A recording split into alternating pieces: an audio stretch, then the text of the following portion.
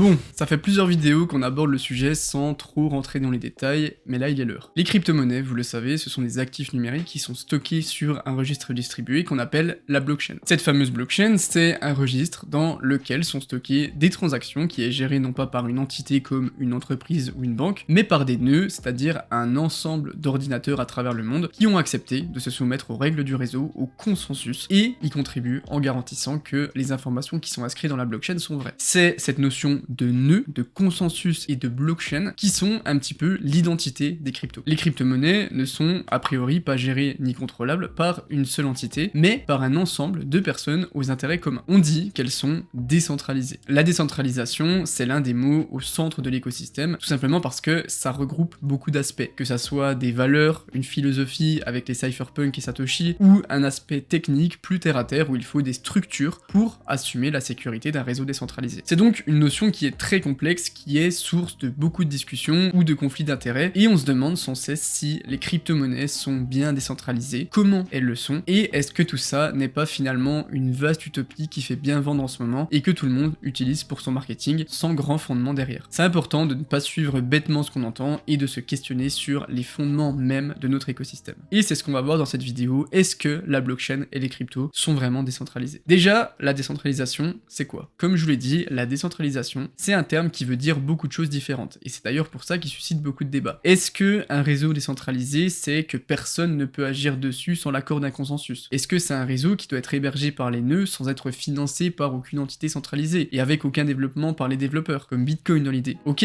mais si on a tout ça, mais qu'on a des mineurs qui ont une trop grosse part de marché, est-ce que c'est vraiment si décentralisé que ça en soi? Pareil pour la proof of stake, est-ce que c'est bien que les validateurs d'un réseau, ça soit uniquement ceux qui ont le plus de jetons? Enfin bref, il y a plein de questions à se poser pour que vous compreniez un petit peu la complexité du problème. On peut faire des nœuds dans des nœuds dans des nœuds et creuser à chaque fois. Il n'y a pas de définition propre de la décentralisation, donc je vais vous donner la mienne que j'ai créée qui est largement discutable. Pour moi, la décentralisation, c'est le principe de segmenter le pouvoir et les responsabilités d'un réseau pour les répartir sur tous les participants et éviter que la corruption d'une seule entité centrale mette en péril le réseau tout entier. Selon Vitalik, il y a 3 types de décentralisation et je suis plutôt d'accord avec ça. En même temps, je suis qui pour ne pas être d'accord avec Vitalik? La décentralisation architecturale, la décentralisation politique et la décentralisation logique. La décentralisation architecturale, en gros, c'est à quel point l'architecture d'un réseau est distribuée. C'est-à-dire combien il y a de nœuds, combien il y a de logiciels différents pour faire tourner ces nœuds, est-ce que les nœuds sont bien distribués géographiquement, combien il y a de marques différentes de machines qui font tourner les nœuds, est-ce que les nœuds d'un réseau peuvent entrer et sortir facilement sans le casser, est-ce que c'est cher et est-ce que c'est compliqué de faire tourner un nœud? En fait, c'est tout ce qui peut rendre l'infrastructure du réseau résistante aux pannes, résistante aux attaques, mais aussi le plus accessible possible. La décentralisation politique, c'est ce qui va concerner la gouvernance et les prises de décision sur les améliorations du réseau. Est-ce que le protocole répartit correctement le pouvoir de création et de vérification des blocs? Est-ce qu'il y a une DAO ou un système de gouvernance décentralisé? Est-ce que c'est des smart contracts qui gèrent les votes? Est-ce que les utilisateurs peuvent faire des propositions d'amélioration, ou alors est-ce que c'est seulement la team qui gère ça? Est-ce que le pouvoir de vote il est bien réparti? Et si oui, comment il est réparti? Tout ça c'est la décentralisation politique. Après, on a la décentralisation logique. Là, on va plus parler de la logique utilisée pour transmettre les informations entre tous les membres du réseau. Et Vitalik a une très bonne question à se poser ici pour savoir si notre réseau est bien décentralisé logiquement. Si on coupe le réseau en deux, est-ce que les deux parties peuvent continuer leur vie sans l'autre, ou alors est-ce qu'il y a une dépendance? Si un réseau coupé en deux ne peut plus exister, c'est qu'il est mal décentralisé. Et la petite dernière, c'est moi qui l'ai rajouté parce que Vitalik l'a oublié, mais bon,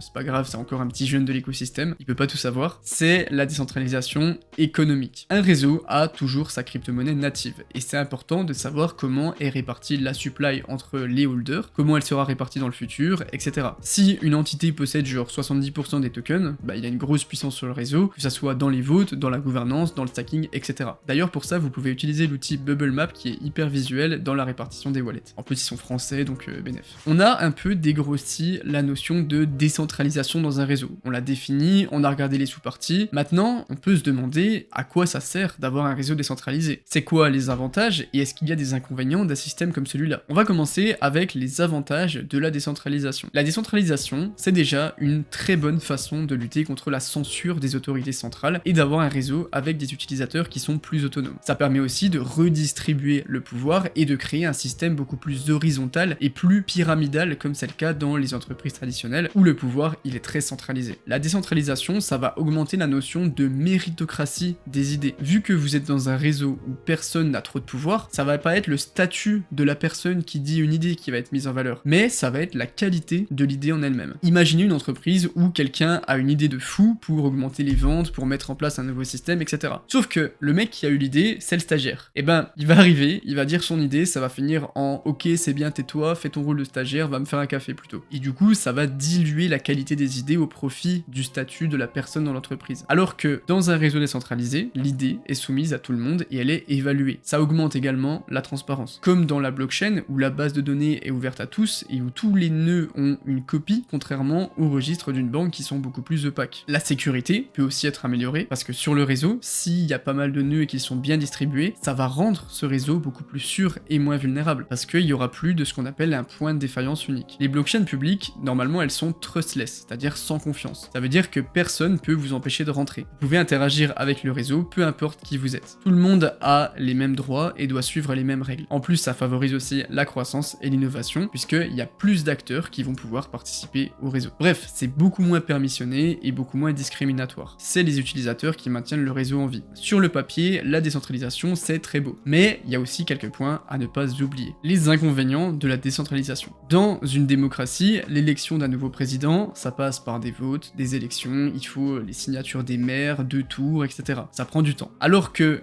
dans une dictature, où le pouvoir est centralisé, je veux rester président, comment je fais? Bah, je reste président, terminé, allez, on va manger. Ça prend beaucoup moins de temps. Bon, la métaphore est bancale, et j'ai jamais dit qu'une dictature était mieux, attention. Mais j'ai pris l'exemple extrême pour vous montrer que la centralisation d'un pouvoir allait quand même nettement plus vite. C'est aussi le cas dans un réseau décentralisé. Si on veut mettre en place un nouveau système, il faut demander le consensus, il faut faire des votes, regarder ce qu'on peut améliorer, il faut débattre. Ensuite, il va falloir organiser ce grand chaos, et là, il n'y a pas de manager pour tout gérer, pour dire toi tu fais ça, toi tu fais ça, toi tu fais ça, etc. Ça peut devenir vraiment le gros bordel, et la communauté peut très vite se séparer si les visions ou les intérêts des acteurs ne sont pas les mêmes. Pareil, cette décentralisation des intérêts, et ben ça participe énormément à la volatilité du marché. Ça participe à la création de groupes de maximalistes de tel ou tel projet, et ça va fragmenter la communauté et nous éloigner de nos objectifs communs. Et du coup, au lieu de tous build, tout le monde s'engueule parce que on peut jamais tous être d'accord, et ça crée des communautés, des nouvelles blockchains qui sont opaques et qui sont défendues par quelques ultras. Et c'est dommage. Et puis aussi, on n'oublie pas le dernier point. Un réseau décentralisé, c'est très mal vu par les autorités. Bah ouais, parce qu'on peut pas taper sur les doigts de qui que ce soit, et comment on fait pour réguler ce genre de système? C'est pas évident. Vous avez compris, la décentralisation c'est bien, mais c'est pas non plus miraculeux. On peut pas non plus tout faire avec. C'est une nouvelle proposition qui vient avec ses avantages et ses inconvénients, et c'est important, je pense, de comprendre les bons et les mauvais points. On se rend compte que avoir un certain niveau de centralisation, c'est sain, voire nécessaire. Le marché, il a besoin de nuances et d'équilibre, et les extrêmes, ça finit jamais vraiment correctement. Maintenant, on va essayer d'entrer dans des faits concrets et regarder si oui ou non les crypto-monnaies sont vraiment aussi décentralisées qu'elles le disent. On va commencer par regarder l'hébergement des nœuds des réseaux. D'après Messari, le 15 août 2022, voilà comment étaient répartis les nodes d'Ethereum et de Solana. Les 2/3 des nœuds d'Ethereum sont actuellement hébergés sur des services de cloud centralisés, AWS, Google, Oracle, etc. Ethereum, c'est 54% de toutes les liquidités bloquées sur les écosystèmes, et les nœuds sont hébergés à 66% sur des plateformes centralisées. Solana, c'est à peu près pareil dans l'idée. Pour la Binance Smart Chain, c'est pareil. Les 21 nœuds de la Binance Smart Chain sont choisis par Binance et sont tous hébergés sur les serveurs d'Amazon AWS. 21 nœuds, c'est faible, en plus choisis par Binance, en plus AWS. Dites-moi où est la décentralisation dans tout ça. Les solutions pour décentraliser, pour distribuer l'infrastructure du Web3 émergent petit à petit. On a déjà parlé de quelques-unes sur cette chaîne, mais on est très loin actuellement d'avoir une vraie concurrence par rapport à Google et Amazon. Le problème de ça, c'est qu'il va y avoir des risques. Bah ouais, imaginez que demain AWS soit forcé ou décide d'arrêter d'offrir leurs services aux nodes d'Ethereum. 50% du réseau deviendrait down d'un coup. Et un node down, c'est un validateur qui peut se manger un slashing, donc perdre une partie ou tous ses Ethereum puisqu'il n'est pas en ligne, c'est un node qui ne peut pas produire le bloc même s'il est élu par l'algorithme, c'est une finalité des transactions qui augmentent, les frais de gaz qui suivent, enfin bref, c'est chiant. Si on va vers Bitcoin, on sait que c'est une blockchain proof of work. Et sur le site blockchain.com, on peut voir le résumé des derniers blocs qui ont été minés et par qui. Ça devient très cher de miner du Bitcoin, surtout en bear market, et les mineurs deviennent deviennent de plus en plus des entreprises qui ont les moyens suffisants pour couvrir les frais, ce qui fait que la puissance de calcul se centralise de plus en plus vers quelques grosses entreprises. Comme on le voit aussi, où il y a des entreprises qui ont plus de 20% et qui valident parfois plus de 30-40% des blocs sur les dernières semaines. On peut aussi parler de la recentralisation d'un milieu décentralisé. Les NFT, c'est le parfait exemple pour ça. L'entreprise Yuga Labs, qui a créé l'une des collections les plus connues, les Bored Ape Yacht Club, a acheté les droits de possession des CryptoPunks et détient maintenant les deux plus grosses collections NFT de l'écosystème. Est-ce que du coup on n'a pas une centralisation de l'écosystème NFT avec Yuga Labs qui a un pouvoir énorme sur la valeur de tout ça? Bah si. Et j'ai remarqué que en fait les gens ont tendance à trop faire l'amalgame entre un réseau distribué et un réseau décentralisé, qui sont deux choses qui sont bien différentes. La décentralisation totale n'existe pas, mais la distribution des informations dans un réseau, par contre, c'est quelque chose de bien plus concret. Est-ce que du coup la décentralisation n'est qu'une utopie? Non.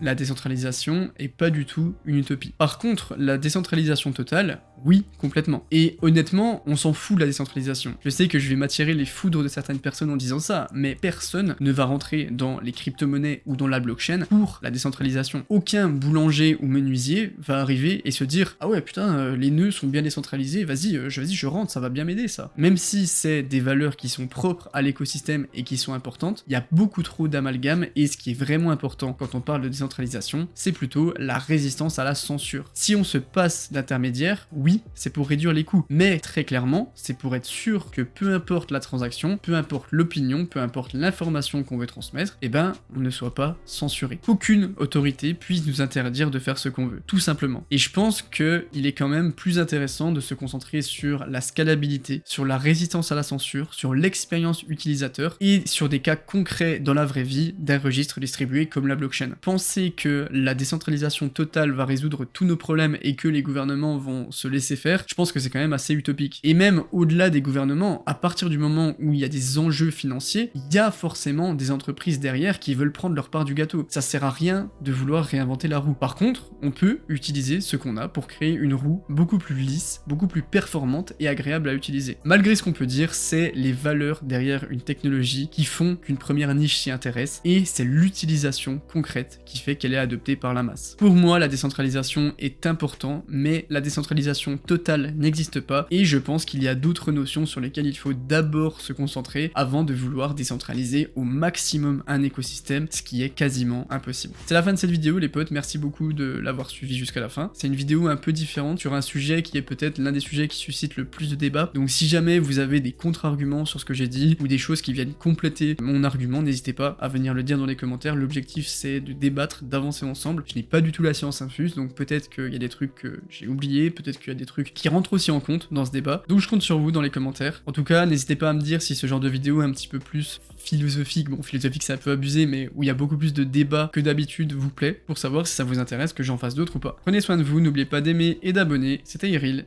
ciao.